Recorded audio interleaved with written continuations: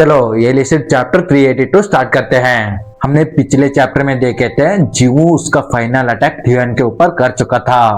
इस चैप्टर की शुरुआत में अदर साइड यूरी और जियांग को देखते हैं। सीन थोड़ा पीछे आई है, जीवू अभी तक अटैक नहीं किया। हमने पिछले चैप्टर में देखे थे यूरी और जियांग के अटैक्स की वजह से एक बड़ा धमाका हुआ था। दुआ हटने के बाद देखते हैं जियांग पहले से थोड़ी सी घायल हुई है। यूरी पहले घायल नहीं हुई थी, लेकिन अब इस अटैक की वजह से घायल हुई है। यूरी जियांग को देख के सोचती है ये मुझे इस हालत में ला सकती है। मैं टॉप 50 में बहुत पहले से हूँ। टॉप 50 के लोगों के बीच भी क्लियर लेवल्स और पदानुक्रम मौजूद हैं। टॉप 10 के नीचे के सभी लोग एक ही लेवल पर नहीं हो सकते और ये पदानुक्रम लंबे समय से सुदृढ़ होता आ रहा है। इस पदानुक्रम को एक ही पर्सन ब्रेक किया था, वो है केडन ब्रेक। और अब ये लड़की जिसे सिर्फ टॉप 50 में मुश्किल में जगह मिली थी, एक्चुअली इसके पास मुझे टक्कर देने की पावर है। इतनी यंग एज में इतना पावरफुल कैसे हो सकती है। फिर यूरी जियांग से कहती है सच में मुझे नहीं लगा था तुम्हारा एबिलिटी इस लेवल पर होगी, इसलिए मुझे समझ नहीं आ रहा। तुम्हारे पास अभी बहुत वक्त है और बहुत चीजें एंजॉय कर सकती है। तुम इससे भी स्ट्रॉन्गर बन सकती हो और दुनिया की सारी पावर पा सकती हो। तुम्हारे पावर का असली मतलब यही है और फिर भी तुम इस हालत में मेरे साथ लड़ना चाहती हो। सिंगल मूवमेंट में तुम सब कुछ खो सकती हो।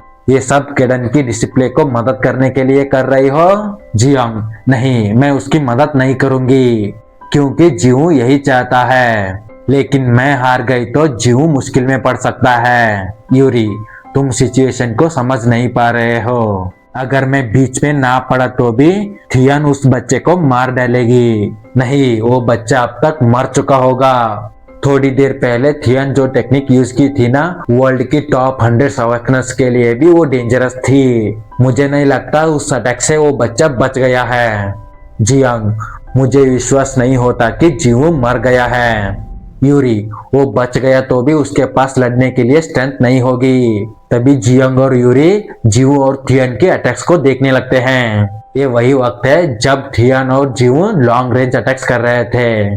जियांग सोचती है जैसे मैंने सोची थी, जीवू अभी तक ठीक है। यूरी सोचती है थियन थोड़ी देर पहले स्काईफॉल वेब अटैक यूज किए थे। इस अटैक को टॉप 100 अवेकनर्स के अगेंस्ट यूज करते हैं। फिर भी थियन उस बच्चे को खत्म नहीं कर पाई और वो बच्चा अभी भी थियन से लड़ रहा है। फिर उसी सीन पे आते हैं जब जीवू ने थियन के ऊपर उसका लास्ट अटैक किया था। इस अटैक को देख के यूरी सोचती है मैं इस ओवरवेलमिंग इलेक्ट्रिक एट्रीब्यूट पावर को इतनी दूर से महसूस कर सकती हूँ। ये अटैक थियन को लगी तो वो मुश्किल में पड़ सकती है। यूरी जल्दी में थियन के पास जाने लगती है। तभी जियांग विंड से यूरी के ऊपर अटैक कर देती है। यूरी डिस्ट्रैक्ट हुई थी इसलिए कंप्लीटली ब्लॉक नहीं कर पाती। देखते हैं उसके हाथ डैमेज हो चुकी है। फिर जियांग कहती है क्या तुम मुझसे लड़ते समय सच में अपना ध्यान भटकने दे रहे हो। बाद में अदर साइड देखते हैं अटैक के बाद जीवू की हालत खराब होती है। फिर जीवू नीचे गिर जाता है। सोचता है ऐसा लग रहा है मेरा पूरा बॉडी चूर चूर हो रहा है, लेकिन ये अटैक मुझे डेफिनेटली महसूस हुई है। दुआ हटने के बाद देखते हैं थियन अभी तक खड़ी है। थियन के पेट की एक साइड गायब हो चुकी है। थियन सोचती है एक बच्चा मुझे ऐसी घातक चोट दिया, इसकी वजह से मैं मेरी पावर को प्रॉपरली गैदर नहीं कर पा रही। अब क्लियरली देख सकते हैं थियन के आधा पेट गायब हो चुका है। तभी थियन देखती है जीवू भी खड़ा हो रहा है। जीवू को फिर से पोजीशन में आते हुए देख के सोचती है इसके पास अभी भी हिलने की ताकत है। ऐसे हालत में पहुंचने के बाद भी ये कैसे लड़ सकता है। एक्चुअली मैं हार गई तो क्या होगा। ऐसा हुआ तो मास्टर मुझे कभी भी माफ नहीं करेंगे। फिर जोर से चिल्लाते हुए उसकी पावर रिलीज करने लगती है। जीवू उसकी पावर देख के शॉक हो जाता है। फिर जीवू से कहती है बच्चे मैं तुम्हारी स्किल को जान चुकी हूँ, पर जो भी हो तुम्हें मिटाने के लिए मैं जान भी दे सकती हूँ। जियांग और यूरी भी थियन की पावर को महसूस करते हैं। यूरी सोचती है लेडी थियन की पावर रेकलेसली इंक्रीज हो रही है।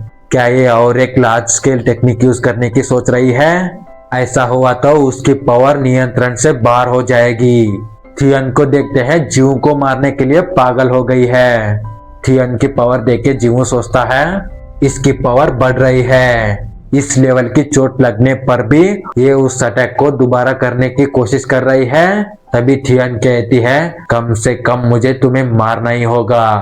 तभी वहां पर यूरी आके कहती है लेडी थियन प्लीज रुकिए। देखते हैं यूरी के साथ जियंग भी आ चुकी है। यूरी आगे कहती है लेडी थियन प्लीज पीछे हटिए, खुद की लाइफ को रिस्क में डालने की जरूरत नहीं है। फिर जियंग जीवू के पास आ जाती है। जीवू नूना तुम ठीक हो? जियंग हाँ मैं ठीक हूँ, लेकिन तुम्हारा कंडीशन ठीक नहीं लग रहा। थियन क्या तुम पागल हो, मैं ऐसा ही पीछे हटूं?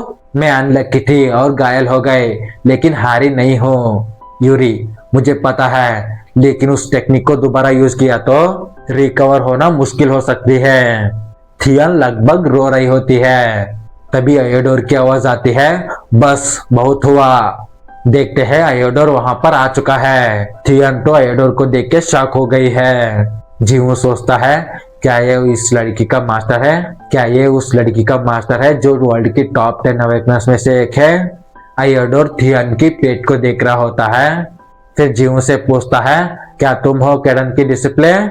जीवू हाँ कहता है। आयोडोर जीवू को देख के सोचता है मैंने सुना है कि एक अवेकनर के रूप में एक प्रॉपर कम्बैट ट्रेनिंग लेना शुरू किए अभी ज्यादा समय नहीं हुआ, फिर भी ये थियन को इस हालत में पहुंचा दिया, इसकी इतनी हिम्मत। फिर आयोडोर उसकी पावर रिलीज करने लगता है। तभी जियंग जीवू के सामने आके कहती है मुझे पता है आप एक फाइट में इंटरफेयर नहीं करेंगे।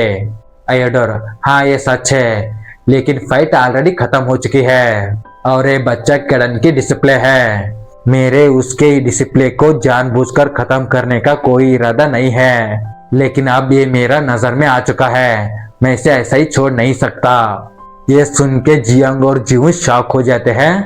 तभी केडन की आवाज आती है सो तुम इसके बारे में क्या करने की सोच रहे हो? एक बिल्डिंग के ऊपर देखते हैं केडन के साथ कर्टन और प्लूटन भी आ चुके हैं। सच में यार केडन हमें कभी भी डिसअपॉइंट नहीं करेगा। मुझे नहीं लगता केडन और आयोडोर नेक्स्ट चैप्टर में लड़ेंगे, लेकिन दोनों लड़े तो मजा आ जाएगा।